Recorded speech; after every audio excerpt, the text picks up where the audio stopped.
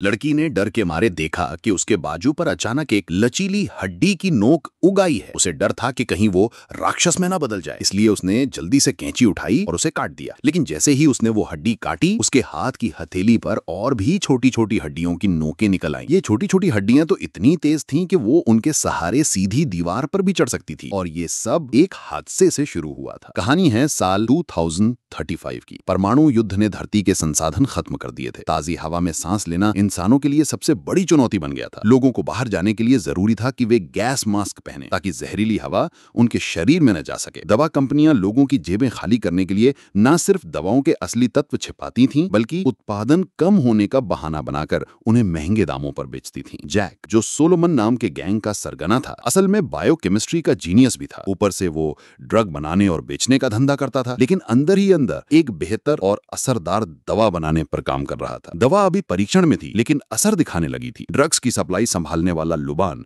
मौके का फायदा उठाकर एक वायल चुरा लेता है। रात में पार्टी के दौरान मेरी एला के पीछे दौड़कर उसे कुछ समझाना चाहती है, लेकिन गुस्से में अंधी हो चुकी एला कुछ सुनने को तैयार नहीं थी। दोनों में जोरदार बहस होती है और बात बिगड़ जाती है। लुबान भी चुपचाप वहां से चला जाता है। एला को जमीन पर एक नीला वायल दिखता है। वो सोचती है कि यह पार्टी में मस्ती के लिए इस्तेमाल होने वाला ड्रिंक है और बिना सोचे समझे पूरा पी जाती है। पीते ही उसके शरीर में गर्मी दौड़ने लगती है। वो कपड़े उतारकर बाथ टब में चली जाती है। उसे पता ही नहीं था कि दवा उसके जीन में बदलाव कर रही थी। उधर लुबान को पता चलता है कि दवा गायब है। वो ढूंढ ही रहा था कि तभी जैक और उसके लोग आ जाते हैं। दवा चोरी होने का राज खुल चुका था। लुबान को बाथरूम में घेर लिया जाता है और पूछा जाता है कि वायल कहाँ है। वो झूठ बोलता है कि वायल बाथरूम में गिर गया था और शायद किसी ने उठा लिया। जैक तुरंत अपने लोगों को खोजबीन का आदेश देता है। अगर किसी ने दवा पी ली होगी तो उसके शरीर में बदलाव जरूर होंगे। लेकिन उन्हें ये नहीं पता था कि जिस पर असर हो चुका है वो उसी बाथ टब में मौजूद है। एला उनकी बात सुन लेती है और घबरा जाती है। वो लुबान को सच बताती है कि उसने दवा पी ली है और पूछती है कि ये क्या थी, लेकिन लुबान उसे वहीं रुकने को कहता है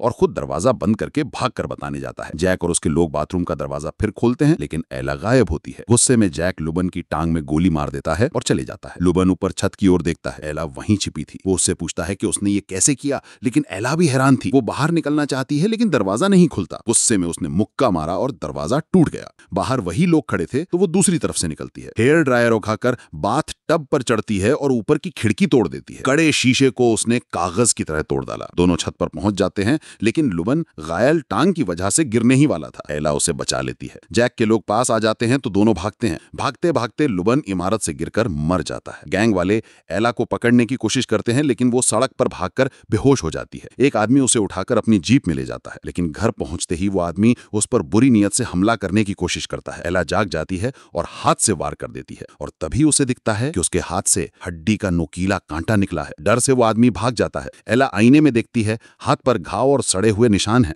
वो धोती है, लेकिन हड्डी का कांटा फिर निकल आता है। गंभीरता समझकर वो अस्पताल जाती है, लेकिन डॉक्टर डर कर पीछे हट जाता है और गार्ड बुला लेता है। एला भागती है और गलती से एक आइसोलेशन रूम में पहुंच जाती है, जहां एक बीमार लड़की थी। एला उसे अपनी बची हुई खास दवा दे देती है, लेकिन तभी गैंग के लोग उसे पकड़कर बेहोश कर देते हैं। जब वो होश में आती है तो अपने बंधन को हड्डी के ब्लेड से काटकर निकल आती है। जैक बताता है कि उसका मेटाबॉलिज्म तेज हो गया है और अब वो बिना दवा के भी जहरीली हवा में सांस ले सकती है। असल में जैक ये दवा लोगों की मदद के लिए बनाना चाहता था, लेकिन एक बड़ी कंपनी इसे मुनाफे के लिए चुराना चाहती थी। कंपनी का वैज्ञानिक एल्रिक एला से उसके जीन की नकल कर नई दवा बनाना चाहता है। वो उसे धोखे से माना लेता है, लेकिन एला को उनकी साजिश पता चल जाती है। वो भागकर जैक को बचाती है और दोनों मिलकर कंपनी से भागते हैं। अंत में जैक अपनी बनाई दवा एला को देता है और उसे कहता है कि इसे अपनी दोस्त लीसा तक पहुंचा दे ताकि प्रोडक्शन जारी रहे। एला छलांग लगाकर भाग जाती है। आखिर में एला पूरी तरह बदल चुकी होती है। उसकी पीठ पर ड्रैगन फ्लाई के पंख निकल आते हैं। वो लीजा को ढूंढ लेती है और दोनों मिलकर कंपनी से लड़ने और दवा सब तक पहुंचाने का फैसला करते हैं।